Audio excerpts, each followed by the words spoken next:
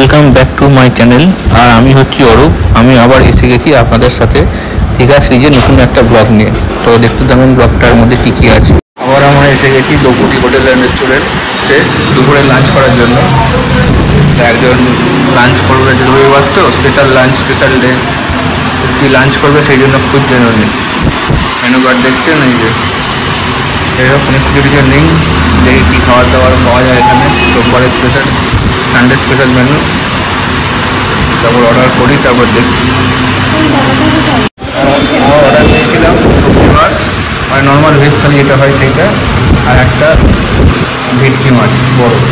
যাই হোক, যেহেতু সানডে আমাদের ভেজ থালিটা দিয়ে গেছে, আর ভেটকিটা পরে আসছে পুরো ফ্রাই করে বানাবে। ভেজ থালিতে যেমন হয় আলু একটু ভাজা, শসা পেঁয়াজ লেবু লঙ্কা, ভাত, এখানে ডাল, এটা ওটার পুঁইশাক বা সামথিং একটা তরকারি, এটা আমার ইন্টারেস্ট হয়। আমার দুটো জিনিস খাবার নিয়েছি, দুটো ভেজ থালি নিয়েছি। মোটামুটি কালকেও খেয়েছিলাম, মোটামুটি খাবারটা ভালো ছিল। কালকে তো ক্যাঁকড়া নিয়েছিলাম, জীবনে পাঁচটা ক্যাঁকড়া ট্রাই করেছিলাম। ক্যাঁকড়াটা আমি অত খেতে পারিনি, কোনোদিন খাইনি তো। আর বড় ক্যাঁকড়া ছিল, হাঁড়ি ভর্তি ছিল, তার জন্য ভেটকি নিয়েছি। দেখা যাক আজকে ভেটকিটাই খাই। এখন মতো সবজি ভাত দিয়ে গেলে থালিটা সবজি যা খেয়ে নিই, তারপর ভেটকিটা আসলে আবার দেখানো হচ্ছে আপনাদের। ওই সময় আমাদের ভেটকি থালি চলে এসেছে। ভেটকি মাছের পিসটা তো দেখুন, দাম নিয়েছে 350। পুরো একটা ভেটকি মাছ গোটা ভেজে ফ্রাই করে করা জাস্তি মাছ। এই জন্য আমার দ্রৌপদী হোটেলের রেস্টুরেন্টে খাই। জানি না কতটা কি ভালো হবে, খাই, খেয়ে দিয়ে দেখি, তারপর আপনাদের আবার জানাই।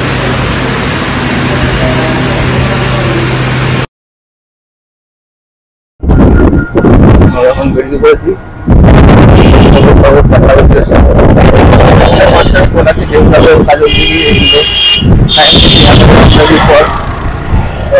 উঠলাম। এখন 4:40 মতো বাজে।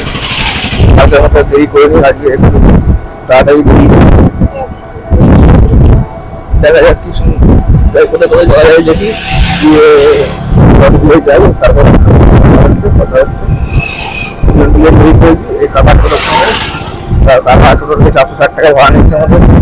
যাই দেখি, কাকার নম্বরটা, ফোন নম্বরটা ডিসক্রিপশন বক্সে দিয়ে দেবো, সেখান থেকে আপনারা পেয়ে যাবেন। আপনারা এসে কাকার টোটোকে ভাড়া করতে পারেন। কাকারও কিছু হবে, আপনাদের কিছু হবে।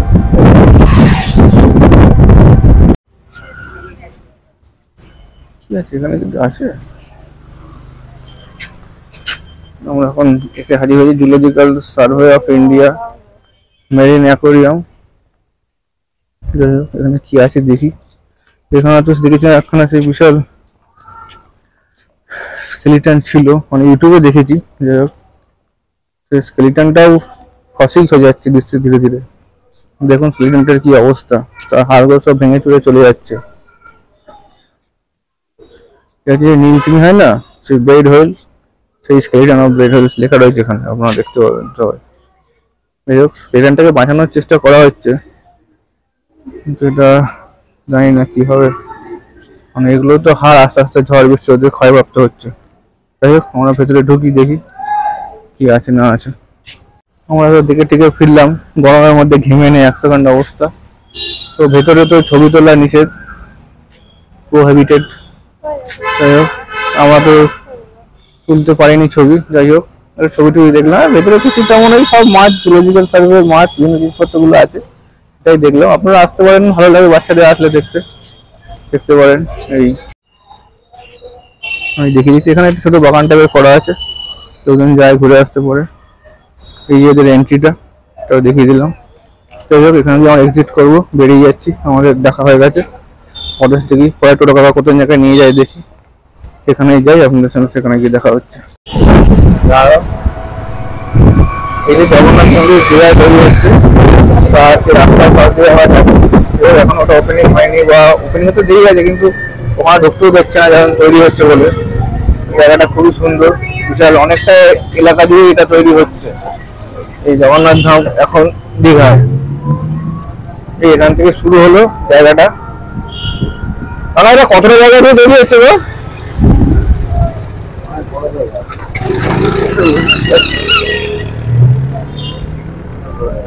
বিশাল এলাকা।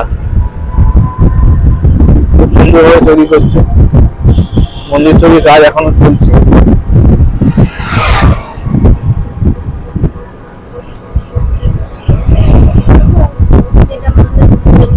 এটা যত সম্ভব মনে হচ্ছে মেন গেট বা সামনে গেট করা হবে।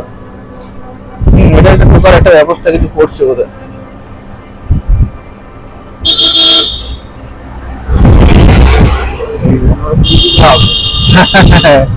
এই জগন্নাথ ধাম এখন পুরী দীঘায়। এই যে মেন মন্দিরটা,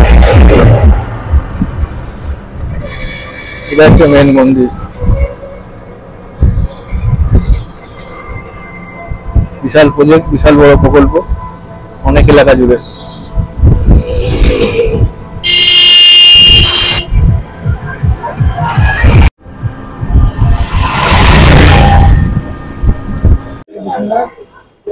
এখন চলে এসেছি অমরাবতী পার্কে। এই হচ্ছে অমরাবতী পার্ক। আর এখানে আছে টিকিট কাউন্টার, টিকিটটা কেটে নিই তারপর দেখছি। দুটো দেবেন তো?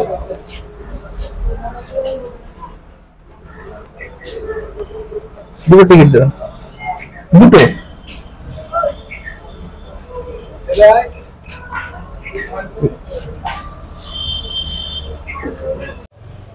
যাই হোক, আমরা টিকিট কেটে নিয়েছি 10 টাকা দিয়ে, দুটো টিকিট। ভেতর দিকে ঢুকি এবার। না, রোপওয়ে। আমরা এখন ঢুকে গেছি অমরাবতী পার্কের মধ্যে। এখানে দেখুন, এই ডান দিকে এখানে বোটিং হচ্ছে, মানুষজন বোটিংও করতে পারে। আর ওপরে রোপওয়েও আছে। রোপওয়ের কাউন্টারটা হচ্ছে এখানে। আমরা যাই দেখি রোপওয়েতে কত করে নিচ্ছে, কি রেট আছে রোপওয়ের। এছাড়া বিভিন্ন গার্ডেনিং আছে, বিভিন্ন গাছপালা আছে। ভালো জায়গাটা, মোটামুটি মনোরম করেছে। এখানে বোটিং হয়, আর বোটিং এর উপর দিয়ে রোপওয়ে আছে। রোপওয়েতে ঘুরে যাচ্ছে রোপওয়ে দিয়ে। এছাড়া আরো অনেক কিছু আছে, বসার জায়গা, বিভিন্ন মানে পার্ক যেমন হয় আর কি, পার্কের মতো রয়েছে। এলাকাটা বিশাল, জলে অনেক। এই যেখান দিয়ে রোপওয়েটা গুলো ছাড়ছে, আমরা যাই।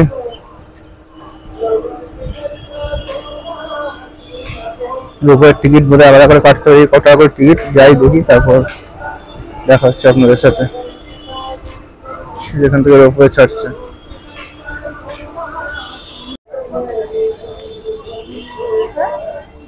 উপরে রোপওয়ে, নিচে বোটিং, সুন্দর সিস্টেম বেশ।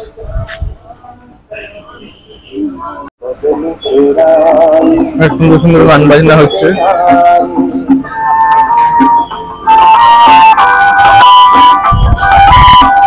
আর এখানে বাচ্চাদের খেলার জায়গাপত্র গুলো আছে। বাচ্চারা খেলাধুলা করে, দোলনা টোলনা সব কিছু রয়েছে। বাচ্চাদের জন্য জায়গাটা খুব ভালো জায়গা।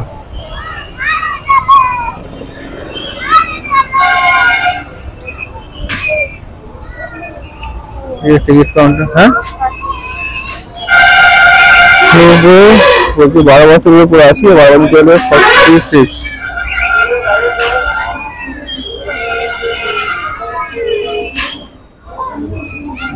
টিকিট কাউন্টার যাই, টিকিট কাটি।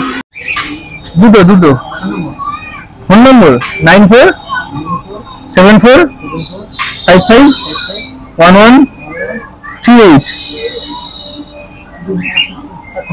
হ্যাঁ,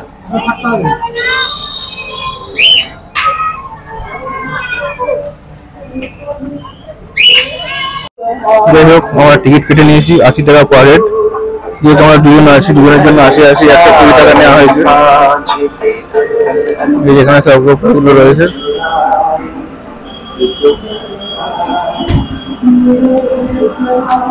এই যে টিকিটটা আমি দেখালাম আপনাদের, বাকিটা উঠে এখান থেকে রোপওয়ে মেশিন বা স্ট্রাকচার, এখান থেকে রোপওয়েটা হচ্ছে, এখানে রোপওয়েটা ঘুরছে। রোপওয়ে আসুক, উঠি, তারপর দেখাচ্ছি। আমরা মতো বলেছি রোপওয়ের মধ্যে। এই রোপওয়ে ছাড়া হচ্ছে, দেখুন পড়বে না গো, একজন তো ভয় মরছে যে রোপওয়ে থেকে পড়ে যায়। আমার রোপওয়েতে প্রচন্ড ভয় লাগে। রোপওয়েতে খুব ভয় লাগে বলছেন। যাই হোক, এটা তো সেই পাহাড়ের রোপওয়ে না, সমতলের রোপওয়ে। সমতল বা অসমতল, চলন্ত কেবিনে আপনার আসন পরিবর্তন করবেন না বলছে। নিচ থেকে দেখুন, আমরা এখন উপরে উঠে গেছি, নিচে সব রয়েছে লোকজন। ভালোই ব্যাক লেগে ব্যাপারটা। এই যে এখন আমরা জলের উপর দিয়ে যাচ্ছি, আশেপাশে দিয়ে রোপওয়ে যাওয়া আসা করছে। মানে একটা রাউন্ড ট্রিপ, মানে রোপওয়ে থেকে উঠে অপর প্রান্তে যাওয়া, অপর প্রান্ত থেকে নিয়ে রোপওয়ে আসা। এই যে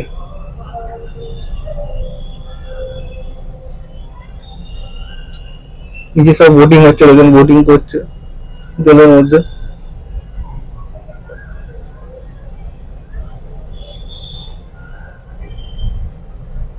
যাই হোক, রোপওয়েতে উঠেছি আমরা, যাচ্ছি, ফুরফুরে হাওয়া দিচ্ছে। একটা গুমোট গরম রয়েছে, যেমন কালকে যেমন ওয়েদারটা ভালো ছিল, আজকে ওয়েদারটা তো ভালো নেই, একটু গুমোট গরম হয়ে গেছে। একজন বলে দাঁড়িয়ে গেলে কেন বলে ভয় পেয়ে গেছে। যাই হোক আমাদের রোপওয়ে চড়া হয়ে গেল, 1 চক্কর লাগিয়ে চলে এসেছি। আজকে 160 টাকা আমাদের হয়ে গেছে খতম। রোপওয়ে থেকে নামবো। রোপওয়ে 80 টাকাটা মনে হয় একটু বেশি মনে হলো, 50 টাকা করলো না, ঠিক ছিল। যাই হোক, রোপওয়ে থেকে নামি, নেমে আবার পার্কে যাই, গিয়ে তারপর আপনার সঙ্গে দেখা হচ্ছে, কথা হচ্ছে। এদিকে তো গরমে ঘেমে আমি স্নান, 1 টাকার অবস্থা। নামি তারপর আবার কথা হচ্ছে।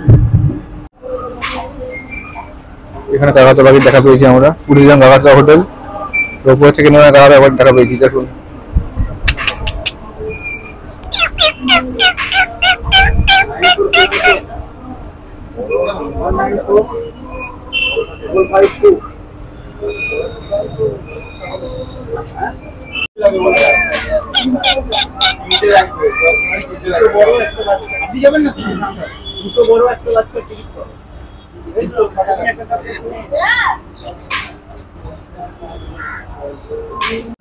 আমরা এখন এসেছিলাম কাজলদিঘি পার্কে।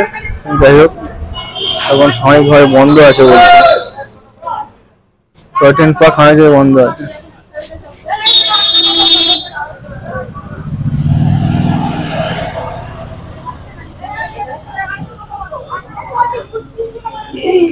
কাজলদিঘি রেলওয়ে মোটর পার্ক, কিন্তু এখন সাময়িকভাবে বন্ধ থাকার জন্য আমরা এখানে ঢুকতে পারলাম না। যাই দেখি সায়েন্স সিটিতে কি আছে। সায়েন্স সিটিতে কাজলদিঘি পার্কে এসেছিলাম, কাজলদিঘি পার্ক বন্ধ থাকার জন্য আমাদের কাজ হলো না। এখানে টয় ট্রেন ছিল, যাই হোক টয় ট্রেন তো হলো না। আমরা ঘুরে গেছি, এবার আমরা সায়েন্স সিটি যাই, তারপর লাস্টে যাবো বেলসাগর। দেখা যাক, আমরা এখন সায়েন্স সিটি যাচ্ছি, গিয়ে আবার দেখা হবে। এখানে অনেক প্রচুর হোটেল রয়েছে, খালি রয়েছে, লোকজন রয়েছে। এখন বাস ঘুরছি, মানে দীঘাতে আসতে থাকতেই হবে, আসতেই হবে। মোটামুটি বলছি যে লোকজন আছে, আসার সময় দেখলাম, এখন দেখছি।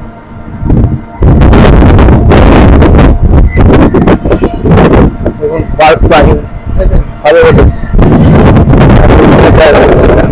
সমুদ্র আছে,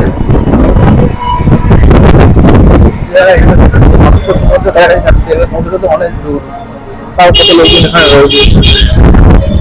অনেক আগে একটু বিশ্রাম করার জন্য, সময় কাটানোর জন্য কাটাতে বলবো হলো মানুষ। যাই হোক, এখন আমরা যাচ্ছি সায়েন্স সিটিতে, সেখানে কি হয়। এই সামনে দীঘা যাবে, সামনে যদি দীঘা যাওয়া, এই দীঘা জাহাজ যাবে, দীঘা জাহাজ যাবি। এই দীঘা শঙ্করপুর উন্নয়ন কর্তৃপক্ষের অফিস, মানে পশ্চিমবঙ্গ সরকারের অফিস। এখানে 70 শো হয় দীঘা জাহাজ বাড়িতে। যাই হোক,